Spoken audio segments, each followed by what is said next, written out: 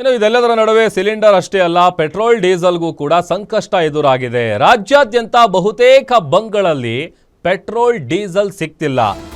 HPCLನಲ್ಲಿ petrol diesel ಪೂರೈಕೆಯಲ್ಲಿ ವ್ಯತ್ಯಯ ಉಂಟಾಗಿದೆ.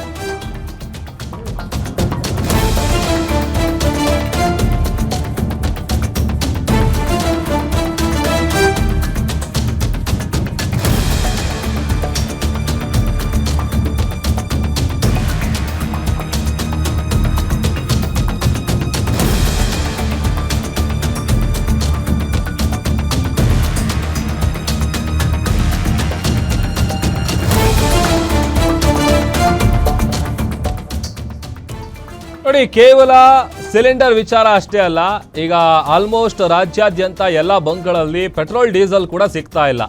ಇದು ಮತ್ತೊಂದು ದೊಡ್ಡ ತಲೆನೋವು. HPCLನಲ್ಲಿ ಪೆಟ್ರೋಲ್ ಡೀಸೆಲ್ ಪೂರೈಕೆಯಲ್ಲಿ ವ್ಯತ್ಯಯ ಉಂಟಾಗಿದೆ. ಸ್ಟಾಕ್ ಇದ್ರೂ ಕೂಡ ಡೀಲರ್ಗಳು ಇಲ್ಲ ಅಂತ ಹೇಳ್ತಾ ಇದ್ದಾರಾ? ಆ ಥರದೊಂದು ಪ್ರಶ್ನೆ ಹುಟ್ಕೊಳ್ತಾ ಇದೆ. ಪೆಟ್ರೋಲ್ ಡೀಸೆಲ್ ಕೃತಕ ಅಭಾವ ಸೃಷ್ಟಿ ಮಾಡಿದ್ರ? ಡೀಲರ್ಗಳ ಆಟಾಟೋಪಕ್ಕೆ ಸದ್ಯ ಸಾರ್ವಜನಿಕರು ಕಿರಿಕಿರಿ ಅನುಭವಿಸ್ತಾ ಇದ್ದಾರೆ.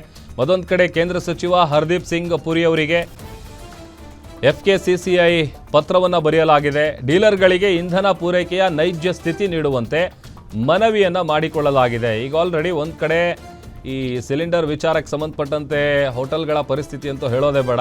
ಹೋಟೆಲ್ ಉದ್ಯಮಗಳಿಗೆ ದೊಡ್ಡ ಮಟ್ಟದ ಹೊಡೆತ ಬೀಳ್ತಾ ಇದೆ. ಆಲ್ಮೋಸ್ಟು ಈ ಗ್ಯಾಸ್ನ ಹೆಚ್ಚಿಗೆ ಬಳಸ್ಕೊಂಡು ಮಾಡುವಂತಹ ಆಹಾರ ಪದಾರ್ಥಗಳಿಗೆ ತಾತ್ಕಾಲಿಕವಾಗಿ ಬ್ರೇಕ್ ಹಾಕಲಾಗಿದೆ.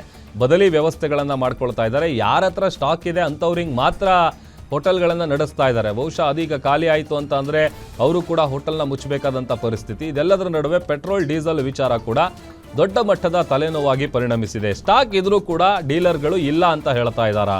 ಆ ಥರದೊಂದು ಪ್ರಶ್ನೆ. ಈಗ ಆಲ್ರೆಡಿ ಇದೇ ವಿಚಾರಕ್ಕೆ ಸಂಬಂಧಪಟ್ಟಂತೆ ಕೇಂದ್ರ ಸಚಿವ ಹರ್ದೀಪ್ ಸಿಂಗ್ ಪುರಿ ಅವ್ರಿಗೂ ಕೂಡ ಪತ್ರವನ್ನು ಬರೆಯಲಾಗಿದೆ. ಡೀಲರ್ಗಳಿಗೆ ಇಂಧನ ಪೂರೈಕೆಯ ನೈಜ ಸ್ಥಿತಿ ಏನಿದೆ ಅದನ್ನು ನೀಡುವಂತೆ ಮನವಿಯನ್ನು ಕೂಡ ಆ ಪತ್ರದಲ್ಲಿ ಮಾಡಿಕೊಳ್ಳಲಾಗಿದೆ. ಆ ಪತ್ರ ಕೂಡ ನಾವು ನಿಮಗೆ ತೋರಿಸ್ತಾ ಇದ್ದೀವಿ. ಮತ್ತೊಂದು ಕಡೆ ಈ HPCLನಲ್ಲಿ ಏನಿದೆ ಪೆಟ್ರೋಲ್ ಮತ್ತು ಡೀಸೆಲ್, ಈ ವಿಚಾರ ಈಗ ಗ್ರಾಹಕರಿಗೆ ಮತ್ತೆ ದೊಡ್ಡ ತಲೆನೋವಾಗಿ ಪರಿಣಮಿಸ್ತಾ ಇದೆ.